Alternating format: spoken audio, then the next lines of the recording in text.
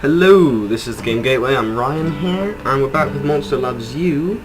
And just before we left off, just before we finished last time, there were some technical difficulties with the editing software that I used, and it basically just lost some of the video. But all that happened was I became an adult from a adolescence, I became an adult from an adolescent monster, and we are here, and not much has really happened, so you haven't really missed anything that important. But anyway, we're back now, and we're picking the snake picture. The snake moon is rising in the sky, and it's time to gather snakes for the ritual. Let's gather some snakes, yo. You wander the fields near the wall mice. It's easy to catch snakes, but every time you reach for another one, some of them squirm out of your grasp. Most of your snakes are getting away. I will catch them alive. Everyone claps when you arrive with 3 living snakes hanging from you by their fangs. The venom hardly stings at all. The snakes are added to the cauldron along with a mass of other snakes, some writhing and some others lying still. We take part in an awesome ritual of awesomeness. And that was the end of it. Let's go with the happy face monster. A flock of geese are in the square. No honk one can talk honk above the din. Honk! Nashgash screams and asks one to drive them away is the loser, and she's on that human scooter she found. I'm gonna hunt down a cool secret weapon of my own. A doormat. I'm using a doormat as a secret weapon. I will attack them. You bite a goose in 2 and grab 3 more, creating a tornado of feathers. Nash jumps off the scooter to join you in the feast. She admits. I think that's supposed to say you win with a mouthful. Okie dokie. Let us continue onwards to our adventure in the sky. Monsters are gathering around the skull pole. They invite you to dance with them. Yeah, sure, why not? Well, I don't really know how to dance, so I'll wait for someone else to dance and then imitate. They are all looking right at you expectantly. Fuck it, I'll try then. I will apologise for my ignorance and dance slowly. Your dance is very good, showing proper reverence for the skulls. The others take turns doing the same. At the end, all of you howl at once for the lost and the dead. Fucking hell, that's kind of dark. Alright. Boom. You're bringing home a human coat you found hanging on a tree when you see a cat waving at you. Wave back. Sup. The cat is standing on his hind legs wearing human boots and is indeed covered in human clothing artifacts. Save me, he cries, pointing to a wolf who has it cornered. Get the wolf! This reminds me of Puss in Boots. I'm going to attack the wolf cautiously. You leap on the wolf, keeping an eye on the cat. Good thing too, since the minute your back is turned he tries to take the coat you found. Let the wolf go and attack the cat. You attack the cat, but he smirks and runs away at amazing speed. Maybe those boots are magical. Maybe they are. Maybe they are magical. Done. You stalk the forest, hunting an elusive swift elk. Suddenly it emerges from underbrush, lowering its antlers and pawing at the ground. It's going to charge. Perfect. Tear it apart. The elk charges and you duck under it, slashing a hole in its chest. But instead of finding a heart, you find nothing. The elk turns, catches you with its antlers, and flings you into a tree. What? Okay. The elk bounds away. It's unkillable. There's nothing that's unkillable. After it. You keep chasing the elk until it pauses to drink from a stream. Then you spring at it without fear and tear it limb from limb, head from body, antler from skull. Its pieces are still twitching as you devour them. You are filled with a strange heat, but soon it fades. Awesome. The other monsters comment on the new swagger in your step as you return to Oman. Damn right I got swag. Damn right. Okie dokie, Snakeroki.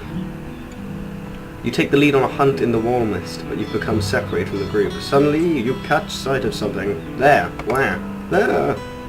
Within the thicket. Rumour has it that the especially large, clever snake tricked Nashglash biting her and made her sick for days, and it's right there. Waiting. Watching. Time to eat another.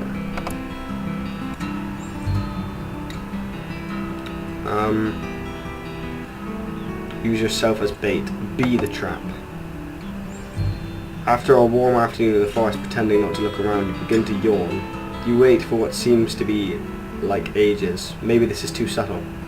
Stay the course. The snake does come to you. That wakes you up fast. It drops on you from an overhead tree branch and you catch it with your claws, impaling it so it can't wrap you in its coils.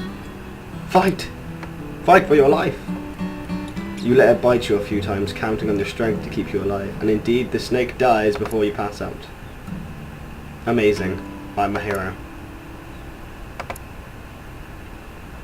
A squirrel hops into a pool of sunlight, bright-eyed and bushy-tailed, ready to bury nuts and make something of itself. You drop on it from a branch and grab it and twist its head off. Fuck. That's twisted, man. You didn't need the trying to make something of itself and then you do that. You could have just said you chopped. Oh, that's harsh. A young wolf suddenly leaps in front of you, snaps the squirrel out of your claws and runs off. Well, I'm going to turn the tables on the wolf. A second squirrel creeps up and pokes at the discorporated head of the first one. You grab the new squirrel and chew on it a little, thinking. You lure the wolf closer. You dangle the squirrel over your maw, waiting. The wolf tries to steal it as planned. You slash her with your claws and she flees, having learned not to mess with you again. I am such an awesome monster right now. Let's do this one. You find a red hood and a blanket in the middle of the forest path. A human house is nearby. Funny, you never noticed it there before. There's a white picket fence out front. Well, that's obviously Little Red Riding Hood.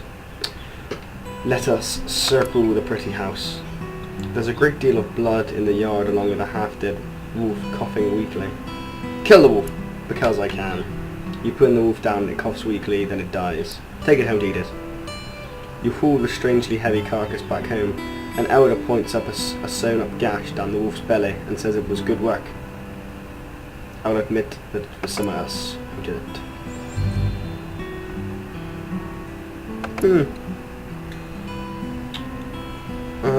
Let's go with the running one. A small pack of elder monsters are huddled at the edge of the omen, watching the woods and discussing something in a hushed tone.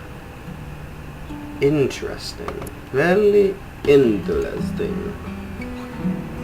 Elder Hamrag is saying this could simply be a rumour. We don't know that they're out there for sure. What's going on? Hamrag says some of the younger monsters have seen others in the wall mist. Monsters from no town we know of, thin and cold, without food or shelter. I will offer to host any homeless monster in your hovel. The elders are impressed by your unusual offer. They look at each other, then shift their conversation in the same direction. If the strange monsters come into Omen now, they won't be met with violence. Awesome. I'm just that good. Okay. Let's go with this one.